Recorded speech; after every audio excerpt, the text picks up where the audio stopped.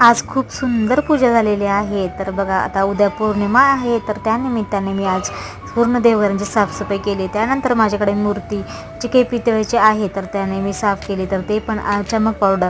तर चमक पावडरनं आपल्याला तांबे, पितळ, स्टीलची भांडी किंवा आपले तांब्याची भांडी, आपले देवाचं पूर्ण मूर्ती वगैरे छान असं निघतात.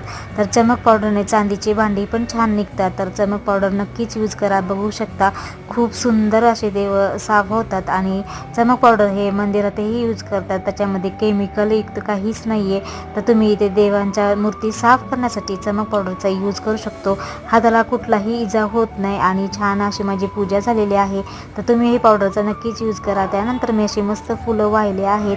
त्यानंतर मी असे जप केला आणि आरती केली. तर बघा फुलं खूप सुंदर भेटले होते आणि छान पूजे फुलं असली की छान वाटतं. तर चला मग नेक्स्ट व्हिडिओमध्ये भेटू. तोपर्यंत श्री स्वामी समर्थ.